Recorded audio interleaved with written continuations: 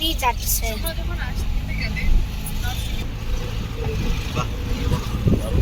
হ্যাঁ, দারুণ। এখানে একটা হোটেল বানালে ভালো। এখানে স্যার কাশ্মীরে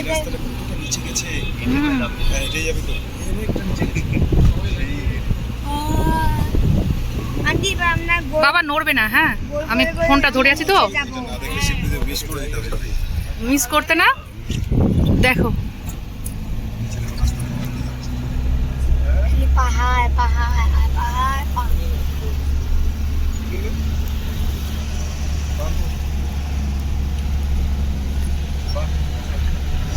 সেকেন্ড টার্নিং ছিল, third turning. Hi friends, welcome my channel. আশা করি তোমরা সবাই খুব ভালো আছো, সুস্থ আছো। তো যারা এই রাস্তাটাতে এসেছো তারা নিশ্চয়ই জানো এটা কোথায়। তবুও আমি বলে দিই, এটা হচ্ছে রক গার্ডেন যাওয়ার রাস্তা।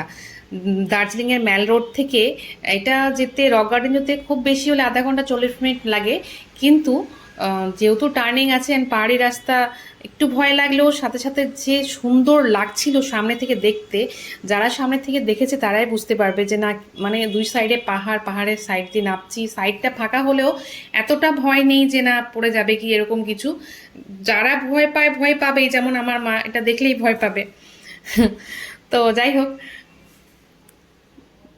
রায়ান শুধু টার্নিংগুলো কাউন্ট করছিল যে কতটা টার্ন নিয়ে নিয়ে পাহাড় থেকে নামছে। মানে অসাধারণ দৃশ্য, দুই সাইডে পাহাড়, একটার পর একটা পাহাড়। মানে কি বলবো, দেখতে খুব ভালো লাগছিল। ওয়েদারটাও খুব সুন্দর ছিল। আমার মনে হয় যে বয়স থাকতেই যেখানে যেখানে যাওয়ার ইচ্ছা চলে যাওয়া উচিত, যদি একটু সামর্থ্য হয় তাহলে। কারণ পরে পরে অনেক পয়সা হয়তো থাকবে, কিন্তু শরীরে সেই সামর্থ্যটা থাকবে না। কারণ কেন বলছি, কারণ আমি যখন 10th স্ট্যান্ডার্ডে পড়ি, তখন হচ্ছে আমরা দার্জিলিং এসেছিলাম, বাবা নিয়ে এসেছিল। তখন হচ্ছে আমরা কিন্তু রক গার্ডেন আসিনি, দার্জিলিংয়ের বিভিন্ন জায়গায় ওই ম্যাল রোডের আশেপাশে ওইখানেই ঘুরেছিলাম। যে পয়েন্টগুলো আছে 7টা পয়েন্ট, সেগুলো দেখেছিলাম। আদার্স আমরা দার্জিলিংয়ে স্টে করেছিলাম, যেহেতু আমরা ছোট ছিলাম, বাবা রেস্ট করাচ্ছিল খুব। তো যাই হোক, ওইভাবে আমরা ঘুরেছিলাম। তবে আমি যখন এত বছর পরে আয়ানকে নিয়েছি, মানে 2006-এর পরে আমি 2025-এ আসলাম, এত বছর পরে আসলাম, তা আমি চেষ্টা করলাম আয়ানকে আবার আমি যা যা ঘুরেছি সেগুলো দেখানো, তার সাথে একটু এক্সট্রা। কারণ দার্জিলিংয়ে আসবো আর দেখবো না রক গার্ডেন, এটা কি করে হয়, তাই না? তো ওকে রক গার্ডেন দেখানোর জন্যই বেরিয়ে পড়েছি। দেখো কি সুন্দর লাগছে দেখতে, মানে এখানেও বাড়ি।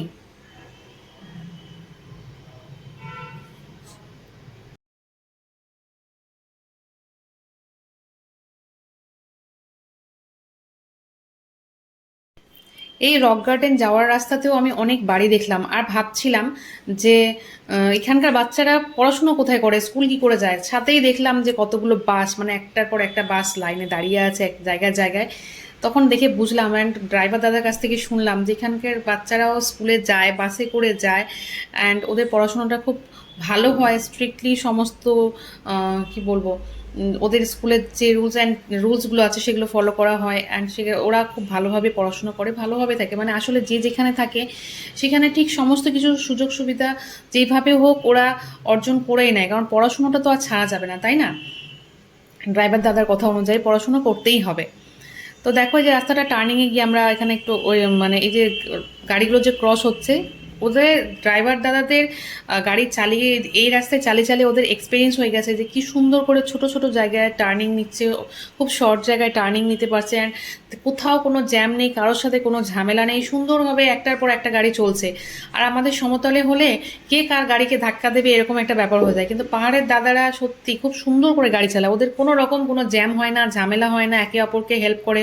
কারোর গাড়ি যদি কোনো প্রবলেম হয় তাহলে তাকে হেল্প করে।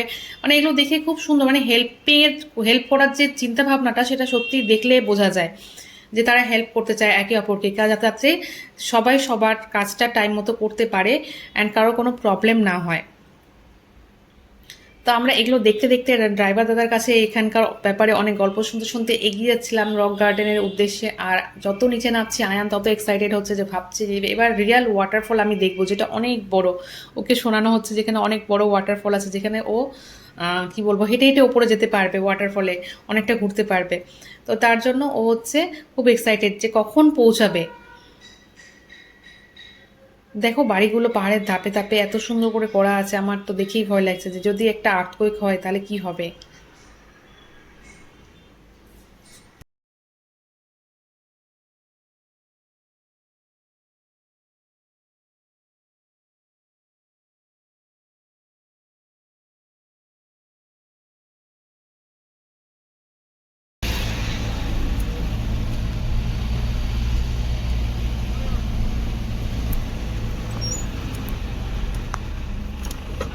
হ্যাঁ অপরাজিট এগুলো নাও।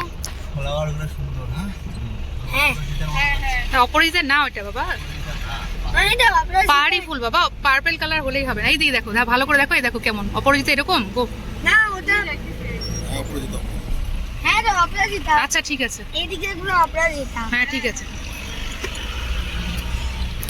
আন্টি আন্টি কথা বলছো ফোনে। আমার ঘরেও অপরাজিত আছে। আমার সুন্দর ফ্লাওয়ার বীজ দিয়ে যা এদিকে তুমি। লাগিয়েছে যে কি যেন এটা এত বড় হয়ে গেছে, আমার আমার থেকেও বড় হয়ে গেছে অপরাজিতাটা। মোরগ মোরগ ফুল বলে, হ্যাঁ নেই। এই পাহাড়ে পাওয়া যায়। হোটেলে হোটেলে ফুলগুলো দেখো এদিকে কতগুলো ফুলের গাছ লাগিয়েছে, তুমি তো লাগাতেই দাও না। ওই আমি বলি আরো লাগাও, তোমরা লাগাও না। লাগাবো তো বাবা, বাড়িয়ে লাগাবো। তো যত নিচে যাচ্ছিলাম আমরা তত এক্সাইটমেন্ট বাড়ছিল যে কখন আমরা পৌঁছাবো অ্যান্ড কখন ওয়াটারফলটা দেখবো। তো যাওয়ার সাথে সাথে তোমাদের বলে দিই যে আমরা যেহেতু প্যাকেজ করে এসেছিলাম শিলিগুড়ি থেকে, তো সেখানে হচ্ছে আমাদের এগুলো সব ইনক্লুড ছিল। তো তার জন্য আমাদের ভাড়াটা সেরকম আমরা বুঝতে পারিনি। তবে দার্জিলিংয়ের ম্যাল রোডে যে গাড়িগুলো ভাড়া করা হয়, ভাড়া দেওয়া হয়, সেখান থেকে যদি রক গার্ডেনের জন্য পার্সোনাল কেউ গাড়ি ভাড়া করতে চায় তাহলে 3 থেকে 3,500 টাকা ভাড়া নেবে। বার্গারিং করলে হয়তো বা 2,500 হতে পারে, তবে 3,000 ধরে রাখতে হবে, 3-3,500। আর প্যাকেজ করে আসলে ভালো হয়। তাছাড়া আর একটা শর্ট হচ্ছে, কি বলবো, যেই হোটেলে তোমরা থাকবে সেই হোটেলে কন্ট্যাক্ট করবে, তাদের হচ্ছে গাড়ি, তাদের যে আদার্স গেস্টগুলো থাকে তাদের গাড়ি থাকে যে বিভিন্ন স্পটে ঘোরানোর জন্য।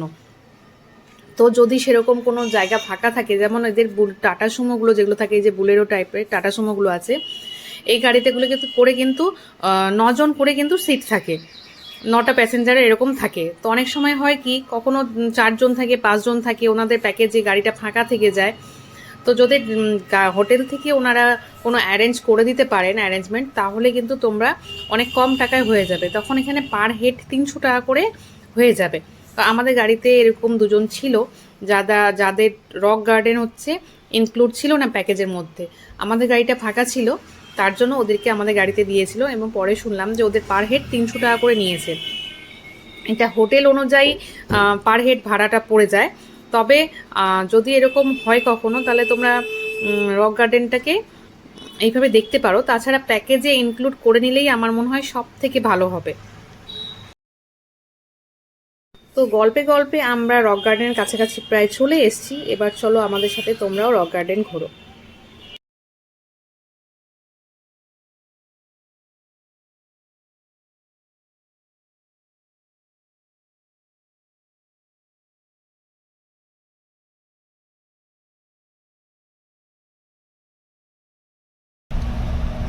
এটা জুরাসিক ওয়ার্ল্ডের মতন লাগছে। হ্যাঁ দেখো সামনে ডাইনোসর আছে নাকি।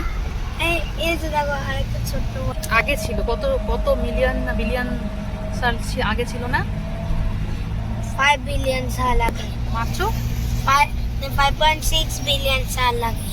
তাই? হ্যাঁ তো জলের শব্দ পাচ্ছি, জল কোথায়? ওই যে কোথায়? পিছনে ছিল।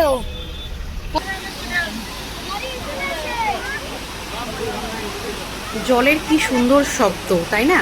তো পাহাড়ি ঘোরার অভিজ্ঞতা থেকে বলছি, অ্যান্ড আজকের এক্সপিরিয়েন্স থেকে অবশ্যই বলবো যে আমি যেটা করেছিলাম ঠিকই করেছিলাম। সাফিসিয়েন্ট, আমরা যেহেতু গাড়িতে ঘুরি পাহাড়ে এসে, সাফিসিয়েন্ট জল অ্যান্ড ড্রাই কিছু খাবার, সেটা ফ্রুটস হতে পারে, আদার্স যে কোনো প্যাকেটিং ফুড যেটা খেলে পেট ভরবে, এরকম ধরনের বিস্কিটস, কেক অর ব্রেড, এই ধরনের খাবারগুলো অবশ্যই ব্যাগে রাখবে, কারণ যে কোনো সময় গাড়ি আটকে যেতে পারে, কোথাও জ্যামে আটকে যেতে পারে, তখন কিন্তু খাবারগুলো লাগবে। যেহেতু আমার সাথে আমার বাচ্চা ছিল, তার জন্য আমার এটা খুব কাজে লেগেছিলো, অ্যান্ড আয়ানের ক্ষেত্রেও খুব ভালো হয়েছিল। দেখো কি সুন্দর লাগছে, তাই না?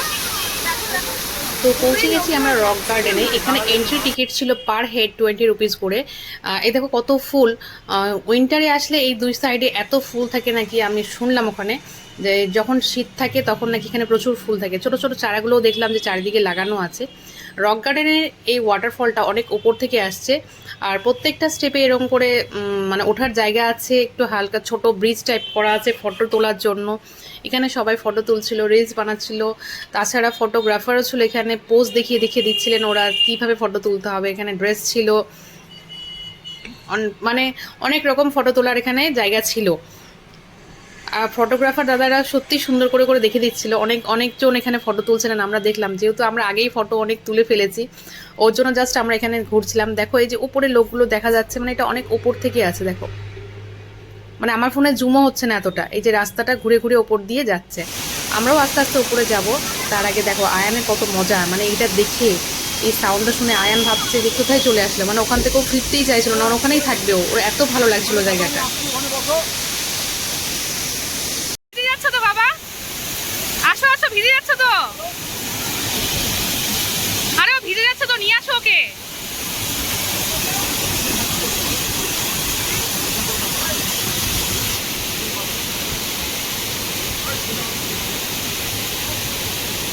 আসো, হয়েছে, তুলেছি অনেকগুলো।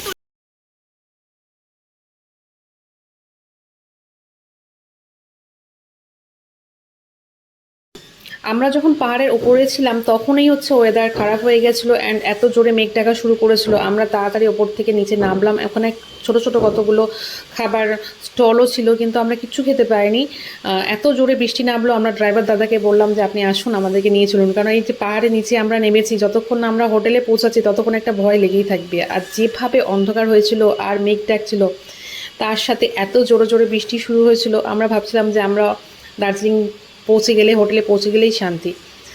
এই যে বৃষ্টিটা স্টার্ট হয়েছে, দেখো পাহাড়ের বৃষ্টি, মানে ওয়েদারটা কেমন না। আমরা যখন নামলাম তখন রোদ ছিল, পাহাড়গুলো দেখা যাচ্ছিল। এখন দেখো বৃষ্টির জন্য পাহাড়গুলো দেখাই যাচ্ছে না, শুধু সাদা সাদা হয়ে আছে, মানে অন্যরকম একটা ছবি। দেখো মানে পাহাড়গুলো বোঝাই যাচ্ছে না যে আমরা এখান থেকেই এক্ষুনি গেলাম, মানে কিছুক্ষণ আগে গেলাম। সেই পাহাড়গুলো এখন সাদা সাদা হয়ে আছে। যত উপরে উঠছি বৃষ্টিটা কমে কমে যাচ্ছে।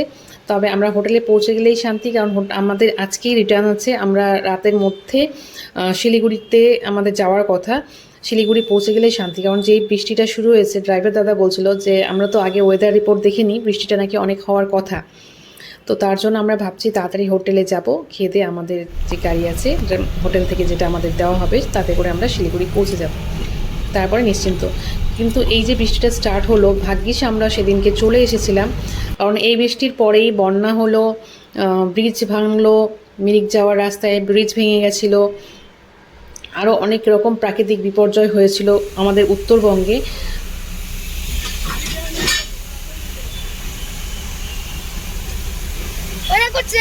আমাদের সাথেই যাচ্ছে, দেখো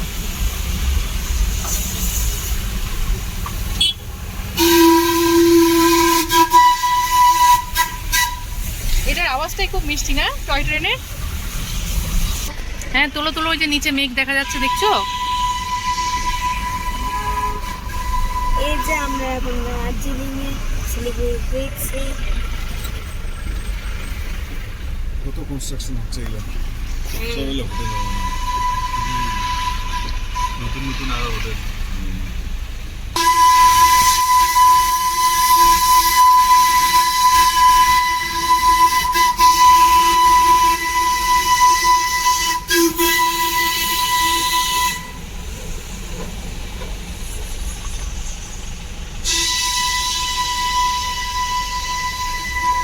এটা হচ্ছে সেটা সামনে যাচ্ছে, এই যে